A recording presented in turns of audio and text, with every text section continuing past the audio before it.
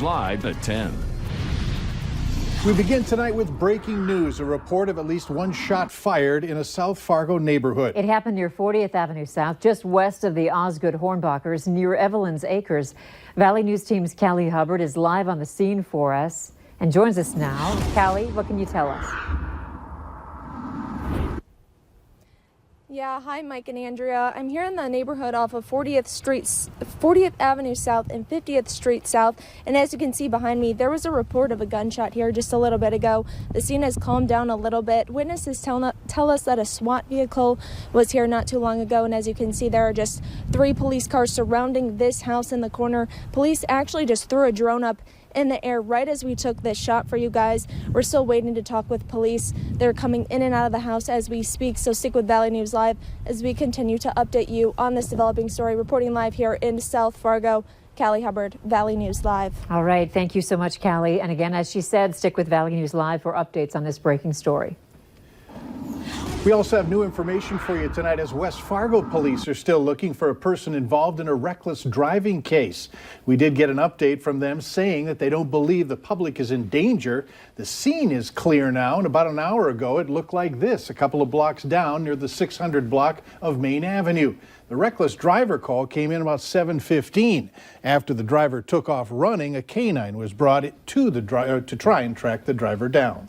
Holiday travel is underway with Mother Nature having a say in the journey, whether it's leaving early or changing flight times. No one wants to be delayed or get stuck somewhere on the way. For the opportunistic traveler, the hassle could turn into cold hard cash. Valley News Team's Callie Hubbard talked with a travel expert today and has 3 tips to make the most of travel trouble.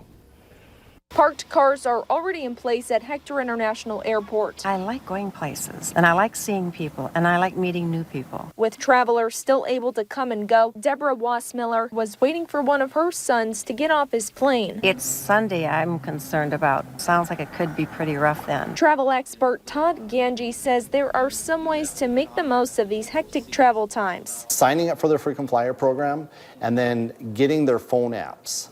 Because if you log in and have your account number as part of that, as part of your flight, if they end up having any cancellations or any updates, they do a really good job about texting you or updating you in those apps. Another option, picking up the phone and calling customer support. Experts say they're usually pretty helpful, and you never know, you might just get something for free. If you have the free time and have a ticket that's booked already and are willing to do that, if you're willing to volunteer, there's always a chance that you could either get something of a couple $100 all the way up to a free round trip ticket on an airline. Definitely, that's happened to us. And some of them have been very generous. Delta's been very generous a number of times. Others we spoke with say they're bringing carry-ons to avoid extra luggage fees. In Fargo, Callie Hubbard, Valley News Live. And to see more how you can make the best of travel hassles, go to our website, valleynewslive.com. Violent student behavior against teachers is becoming more common. Schools across North Dakota are trying to come up with ways to respond while minimizing injury and staying within legal boundaries. Today, more than 50 teachers learned from the North Dakota Safety Council that they have the same right to self-defense in the classroom as they would anywhere else. The instructor trains teachers to spot early signs of aggression, as well as how to use nonviolent intervention and minimize injury to themselves or students should they be assaulted. The increasing number of kids on various types of medication has been floated. Kids under more mental health stresses due to social media pressures by peers. Definitely seems to be less of an ability by students today to handle the difficulties that life is going to throw to them. He adds that a teacher's biggest challenge is getting parents to recognize what is happening so they can become involved in the situation. Teenage suicide is at an all-time high, and that's why being able to recognize depression in your kids is so important. Valley News Team's Katie Opperly explains what to look for. Is your child just moody, or is it something more? A new poll asked parents about their views on recognizing youth depression. 40% said it can be hard to tell normal ups and downs from depression, and that can be a big problem. If we let mental health symptoms go untreated for a long time, that can cause a lot of significant distress that could last a long time if not mitigated early on. Some parents who participated in the poll said they don't often talk about their feelings with their kids, but experts say open communication is the first step to improving their mental health. Open communication is great with your kids. Definitely ask them what's going on. Did something happen at school? Are you feeling sad? And kind of normalizing those behaviors. You know, everyone gets sad sometimes, and it's okay to talk about those feelings. Having these conversations gives your kid the opportunity to open up. It also improves communication so that parents can spot some of the warning signs early on. Isolation, big changes in routine, friend groups, hygiene, eating, so those basic things. If those start to decline or change, those are good warning signs. Some of the more serious ones would be self-harming behaviors or just dangerous risk-taking behaviors. Hammond says if you start to notice these signs, have a conversation with your child about what they need. I think definitely consulting an individual therapist is a great first step. That could also be someone at the school, a school counselor, psychologist, just saying, hey, maybe it'd be good for you to talk with someone. If you feel comfortable with that, let's find somewhere where you can go. Hammond says typical moodiness, especially during the holidays or a big change in their life, is completely normal. But if a pattern begins to develop, take action. In Fargo, Katie Opperly, Valley News Live. Hammond also says limiting sugar and caffeine can be helpful for children. It can be overstimulating and impact mood and behavioral disorders.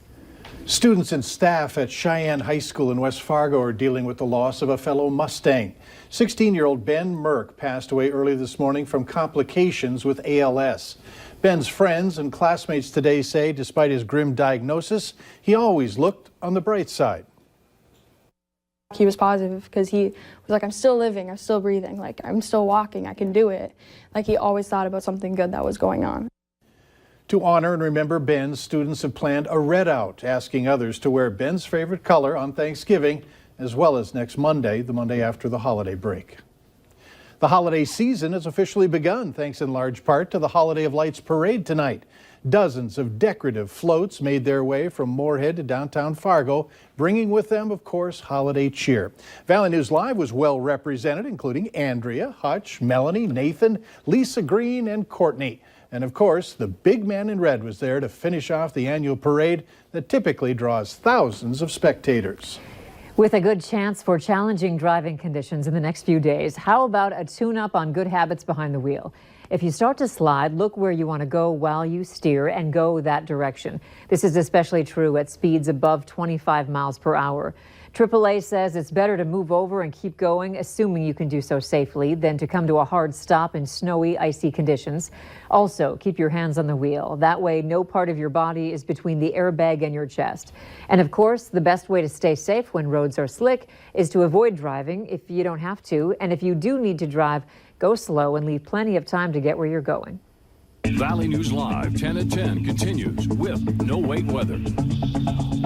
Truly a wonderful evening to get out to that holiday lights parade. Thanks to everybody who waved at us tonight out on the streets. A gorgeous evening, a little on the cool side, but one of the milder holiday lights parades, a recent memory anyways. 26 right now in Bemidji, 31 Fargo, 29 in Grand Forks as temperatures are fairly uniform. Regionally speaking, this winter weather that's heading toward the Twin Cities not having a huge impact at this point on flight delays, but the brunt of the storm just getting into the Twin Cities as we speak. Heavy showers of rain pushing up through Iowa, and then we see snow. And you see where the dark blues are here? That's the heavy bands of snow. Some on I-29 south of Watertown. So if you're traveling there, or if you have relatives traveling up from that direction, there's some travel trickery going on right now. Where the dark blues are, that's where we're having some more rapidly accumulating snow. A slide over the Twin Cities.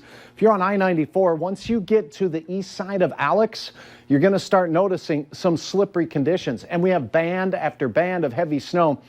Where you see the dark blues, that's some fairly rapidly accumulating snow to the tune of maybe 1 to 2 inches per hour.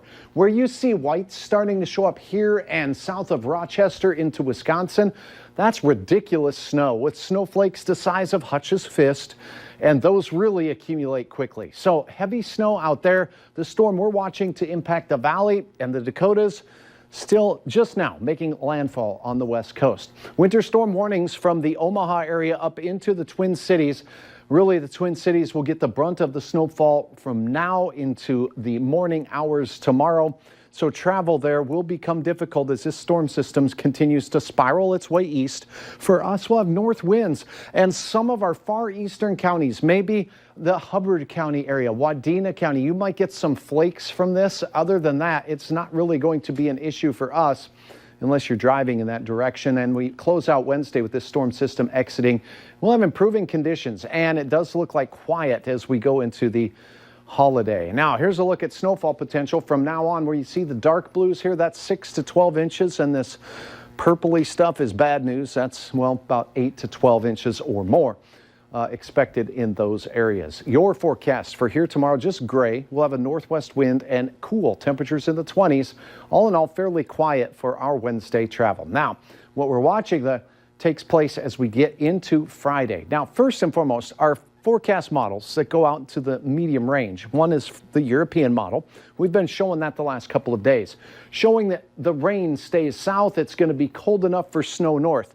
There's a big difference between this and the American model with respect to how far we get warm to the north. Now, if the snow starts, it looks like the best chance of it really getting going is late Friday and into Saturday. Ridiculous snow potential, ridiculous winds with this system. It's going to be very tricky for travel. And I do think that the western part of the Dakotas into the central Dakotas stands a very good chance at seeing some very lofty and lengthy snow potential with this system. The storm system spirals out of here by the time we get to late Saturday, Sunday, improving conditions. Now, the American model is a little bit different. It warms everything up way north. So Fargo, Grand Forks, we stay rain all the way into Saturday, and sometimes Saturday it transitions to snow. If this happens, it's going to be less shovel trouble for us as the storm moves through. There are still uncertainties, but with this type of system, the potential for 6 to 12 inches of snow is quite high, and Hutch particularly thinks that chance is increasing in the western and central Dakotas. And in the eastern third of North Dakota, it would not be surprising to see some of us with a solid 6 to 12 inches of snow. Beautiful shot uploaded by Tom of the Barn there. No snow on that picture. Thursday, pretty quiet for your Thanksgiving Day celebrations, 31 degrees. Now, Friday, it begins to get tricky, particularly late. Saturday, almost a 100% chance of precipitation, heavy bands of snow. Travel could be impossible in locations. Stay up to date with the latest. We cool off for the last half of the weekend. All right. Thanks, Hutch. We're learning more about the report of a shot fired in South Fargo neighborhood tonight. Police are now saying a woman in the home there was hit in the arm by a bullet. Valley News Team's Callie Hubbard joins us again to bring us up to date on what's happening. Callie, what can you tell us? Yeah, hi, Mike and Andrea. I'm here in the neighborhood just off of 40th Avenue South and 50th Street South, and police have just confirmed on scene that a woman was indeed shot on the second story of this home behind us. Now, she said that she felt pain in her arm, and they soon realized that she had been shot by a bullet. Police said that she was treated on scene for no life-threatening injuries. They don't believe that the house was targeted, and they don't exactly know why it happened. They're still trying to figure all of that out. They're still on scene. As you can see, there are still 3 police cars out here just trying to gather more information. But stick with Valley News Live as we continue to update you on this developing story. Reporting live out here in South Fargo, Callie Hubbard, Valley News Live. All right, thanks, Callie. ValleyNewsLive.com for those updates. Up next.